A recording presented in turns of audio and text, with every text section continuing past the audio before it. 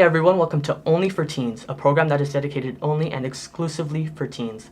So today we're going to be talking about sexuality, and we have on the program Dr. Sarah Ravin. Dr. Sarah Ravin is a psychologist who specializes in teens and who works right here in South Miami. So thank you for being today here on the program, Dr. Ravin. Thank you for having me. It's great to have you once again. Last time we talked about teen depression, and it's simply fantastic that you can be here with us once again. Thank you for the opportunity.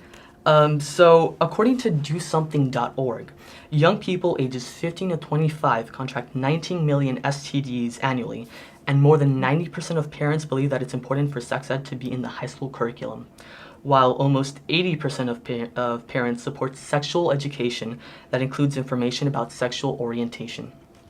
So, as you can see, this is an extremely important topic in modern culture. Yes. And starting from the basics, what is your definition of sexuality? I think there are two different, related, but two different definitions. One definition would be an awareness of sexual feelings. Okay. And another definition of sexuality would refer to a person's sexual preference or sexual orientation. Mm-hmm.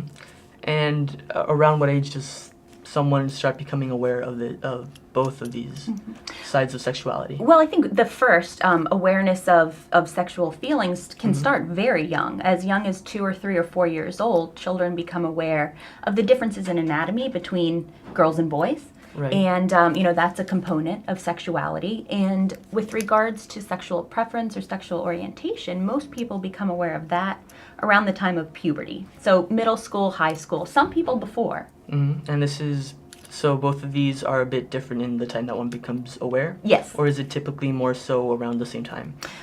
People generally become aware of their sexual capacity, sexual feelings, body parts at a very young age. And then sexual preference or orientation generally comes later. Okay, so the first part usually earlier. Yes. And in terms of parents informing their children about sexuality, either sexual orientation or just the capacity, what would you recommend to them about how to do this, or how to talk to their teens about this sort of thing? Well, I think parents can start very young, with preschool children even, just to educate them about their bodies, that there's a difference between girls and boys, and it has to do with different body parts. That's Right. sort of the very, very basics of sexuality. And then generally around kindergarten, elementary school, children become curious about where do babies come from, or even sooner than that if they have a younger sibling maybe. So that, that presents an opportunity for parents to talk to their kids about sexuality. Then when it comes to sexual orientation, those conversations often come a little bit later, like maybe late elementary school to middle school, when people start becoming more aware of their sexual preference or start to question their sexual preference. So it's the way they should inform them is sort of like gradually, more so beginning with the first part that you mentioned, and then Yes. later on. Yes, and I think responding to kids' questions with age-appropriate information is helpful, because kids are Right. curious naturally, and if you listen to what they're saying, what they're thinking about, and provide them with answers on a level that they can understand, then it sort of just flows naturally. Right, so vocab is important in this case. Yes. And would you say, talking specifically about the first part, even though at a young age they might be curious, would you say that as they get older, it's sort of like a gradual explanation? Yes. Yes, and sort of a more complex explanation. Right. A child at 3 or 4 will know, okay, girls have a vagina and boys have a penis. Pretty simple. But as they get a little bit older, they might have more questions about anatomy and, things that aren't as visible. Right, and then, at a younger age, they might show that they're curious, right? Yes. But then as they grow up to be adolescents, many times you see that they don't as commonly go to their parents or to someone to ask these questions, or they might not seem as curious even though they are. Why do you believe this happens, or why do they not go to their parents and ask them these sort of questions? Well, I think it's fundamentally just very awkward for a teenager to talk to their parents about sex. It's just Right. one of those touchy subjects, and that's natural. That kind of makes sense. The problem with that, though, is that teens nowadays have a wealth of information at their hands on the internet through social media, and it's not always accurate information, and it's not always helpful or good information. So it's sort of a problem. It's a problem that teens have questions that may go unanswered, or teens have questions that may be answered by other teens who don't know what they're talking about. Right, so just answered incorrectly, and they don't have the right information at their disposal. Right, exactly. So then knowing that, well, first of all, when they don't go to their parents, right, and they either have the wrong information or they don't have the information at all, how would you what should the parents do to maintain communication with their teen? I think it's important for the parents to initiate those discussions, because it's awkward for both. It's as awkward for the parents as it is for the kids, but the parents are the parents, and it's their job as adults to make sure that their kids are prepared, to enter adolescence and know what they need to know about contraception, about preventing sexually transmitted diseases, and things of that nature. Okay, so even though it's awkward for both sides, it's especially important that the parents, be the adults. And absolutely. And even if the teen doesn't say a word, they're probably listening. Right. Even they might pretend not to, but they are. Yeah. And would you say that many times parents don't talk to their teens about it? I would say often parents don't talk about it, either because they assume that their teen is not sexually active, but many teens are, or in some cases there may be a religious component to things. A lot of times in Catholic families it's assumed that kids aren't going to become sexually active until after marriage. That's obviously, as you know, not always the case, and so sometimes withholding information can be kind of like an ostrich putting your head in the sand, ignoring something that's happening, pretending that it's not happening. Right, and then that becomes really bad later on. Yes, There is some sort of mistake or exactly. something happens. Because a lot of times, those oftentimes are the teenagers who end up, unprepared for sex. They end up pregnant, or they end up with diseases simply because they haven't had that education. They just don't know.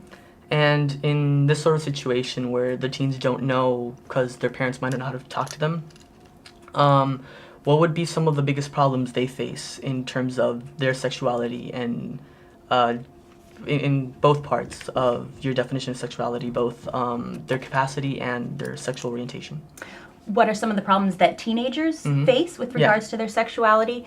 Well, one major problem is the whole idea of coming out for teens who are gay or bisexual.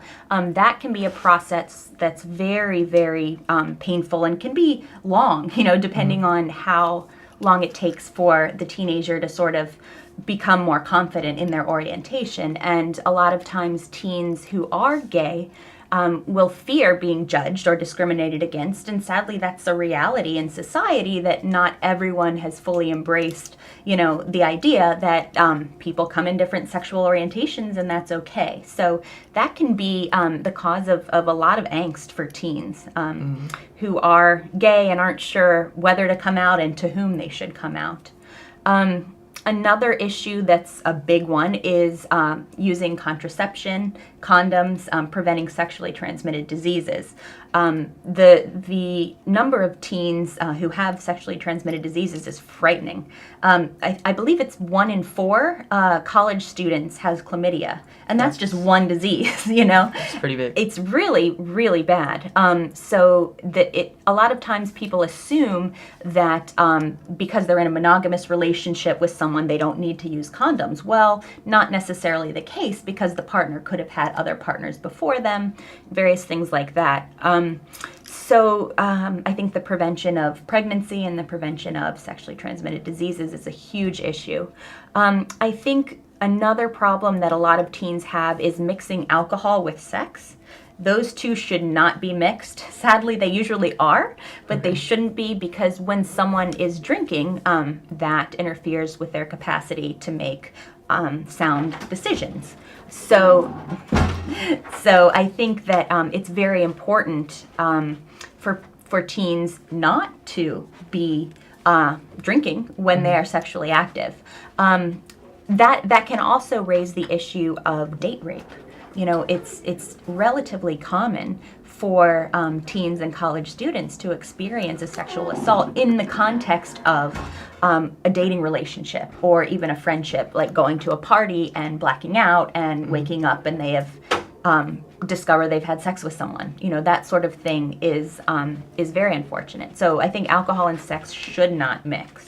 Right, and then they might not know the use protection or what might have occurred before. Exactly, and they wake up and they feel horrible about it. So, and then I think a final issue that teens deal with is a double standard. What's acceptable for teen boys may not be perceived as acceptable for teen girls. For example, if a teenage boy has, more than one partner, he's the man, or he's, whereas if a girl has more than one partner, then she's perceived as a slut or a whore or whatever. So I think there's, even in this day and age of more gender equality than we had in previous generations, there's still a huge double standard when it comes to what is and is not acceptable for girls versus boys. So a lot of the problems deal with sort of society's view on things. Yes, absolutely. And for the other problems, I guess more so protection and pregnancy STDs, many of those, going a little bit back, would you say could be more preventable with their parents talking to their teens about this sort of thing? Absolutely, absolutely. And I think even things that have to do with sexual orientation, I think parents can initiate a discussion about that so that the teens are aware that, okay, some people are gay, some people are straight, we love you, we accept you no matter what. I think to be explicit about that, I think that can really help a lot in terms of teens who are questioning their orientation. Right, so tolerance, teaching these sort of values. Yes. That's great. So you mentioned STDs. Could you explain to our viewers what's the difference between an STD and an STI? Sure. An STI is a sexually transmitted infection, and an STD is a sexually transmitted disease. So an STI can turn into an STD if it's left untreated. So the STI is sort of like the initial phases, and depending on whether that person is treating the infection, it may or may not develop into an STD. Okay, so one kind of leads to the other in certain cases. Well, there you have it, guys. This is part 1 of our program on teen sexuality. Tune in next week for part 2 of this program.